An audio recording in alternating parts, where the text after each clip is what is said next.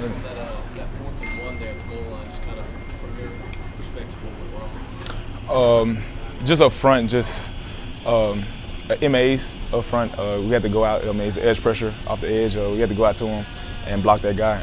It should have been converted. We got to convert those. Those are big plays that we need.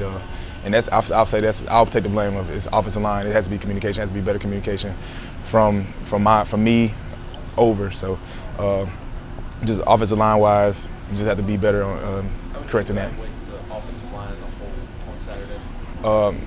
Man, we played hard, and that's we're always gonna do that. We're always gonna play hard, play with effort, play with strengths. But in ball games like that, you can't make MAs. You can't have mistakes. You can't just because those things cost you, and they'll cost you the ball game. And playing effort, playing with strength is great, but I mean it has to be a mental part of the game that you have to be tuned in and locked in. And I would say that's probably the biggest takeaway from the offensive line. Jerome, what kind of growth have you seen out of a guy like Jerome Carvin since he's gotten here this summer? Yeah, Jeremiah, we call him JJ. JJ's been really well. You know, he's came from JUCO. He's a kid that like coming in really has came very far, as well as from weight room, nutrition, to now just learning the plays, because he didn't have enough time to necessarily get all the reps that everyone else has since they've been here in the spring. So he came late in fall camp, or not right before fall camp. So man, he's been doing good now. He's going to provide depth for us as well as we go through the season. So how much did you have to kind of help out Kingston? I know he's been there and practiced a lot with you guys, but when he had to come into the game, how much are you communicating with him to help him out? Yeah, so I mean the communication stays the same. Just making sure that we're on the point. Make sure my point is demonstrative, that everyone knows where I'm going, where we're declaring where the mic is, and where the combos are starting. And with him, I mean he knows the offense here. I mean he's been in it. He's been practiced, so he knows what he's doing. So I mean the communication stays the same across the board. How'd you think he did? I thought he played pretty well. Just some things that we had to fix, we all had to fix. But effort and strain, man, there's no question. He played hard. Back to that 4th down play. What did Coach Heupel say to you guys after? What did Coach Ellerby say in film that he wanted to see more of on the 4th down play? Yeah, it's just awareness. I mean, we had a similar look on the goal line where we punched it in with Jalen Wright. I mean, they lined up in the same thing, and I mean, we ran the same play that got us in there, and it's just the MAs, we have to be corrected, and it's a little thing, but it could cost you. It's big in that time. So just being fully locked in, make sure your eyes are up. I mean, we know it's 4th and 1. You have to run your feet and dry your feet to get that 1 yard, but I mean, you have to be mentally locked in that moment. Does that kind of go into some of the penalty issues on Saturday as well, just trying to be locked in and chilling in?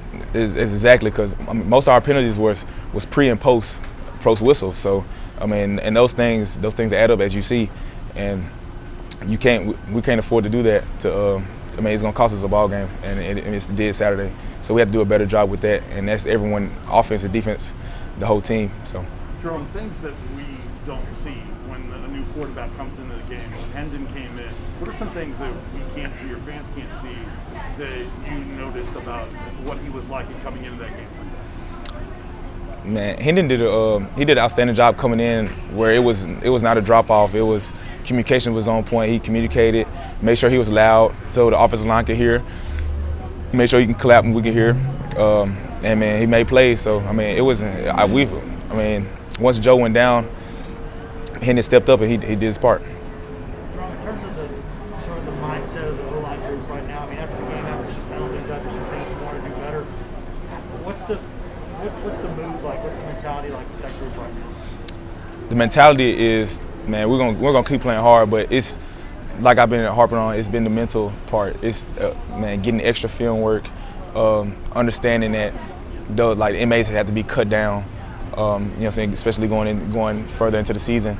You know what I'm saying, we gotta get this offense start rolling, start clicking, and we will once we start fixing the little things, and they are little things, and they are fixable, and just make sure that we're locked in and we're fully focused. You guys obviously didn't run the ball quite as well Saturday. Yep. Week 1, was that mostly because of those MAs, or was that a lot of just Pitt being that good up front? No, it was. I mean, Pitt was a good team. Don't get me wrong. But I mean, we dug ourselves a hole really with the MAs, like I was saying. So we had to correct that, and those things that can be fixed, and they will be fixed. Jerome, with all the injuries, by the time the second half started, you have wide receivers, offensive linemen, running backs injured. What was it kind of like for the offense, especially approaching that second half, knowing what needed to get done for you guys to get the win with all these starting injuries? Yeah, I mean, injuries are part of the game. This is part of football, and that just keys into the guys that are behind. They have to step up. Those guys have to be ready to play. Whenever your time is called, you have to be ready. So just make sure that it's a key emphasis that Coach Heupel and our offensive unit has made. Like the second and third guys have to be ready, because you never know when your name and your time's gonna be called. So you have to be fully locked in and focused. So how much do the coaches talk about how this team continued to fight and battle to the end? Yeah, all our coaches, man, they never question our effort. They never question how hard we play, and you'll never question that because that's just Tennessee football. That's the standard here. But like I said, I mean, all that is great, but you have to be on the right guy. You have to be in the right. It's just everything has to be key, and that's why we run our offense that we do.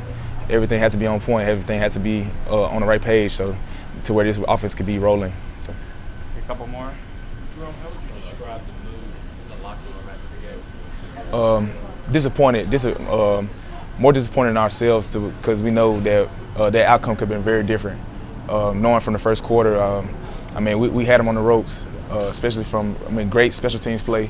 You set it up. I mean, that's amazing that we get a block punt right there on the first, like early in the game like that. And we have to and once we do face adversity, I mean, and that's going to happen.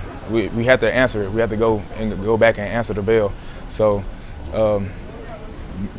the mood is disappointed, but we're really ready to work, because we have a very long season ahead of us, and we have way more ball games that we have to worry about moving forward, starting with Tennessee Tech. So, I mean, we're disappointed, but we're ready. We're itching to work, because we're itching to get back out there and correct those mistakes. I feel like the mood was different after that loss than the losses last year.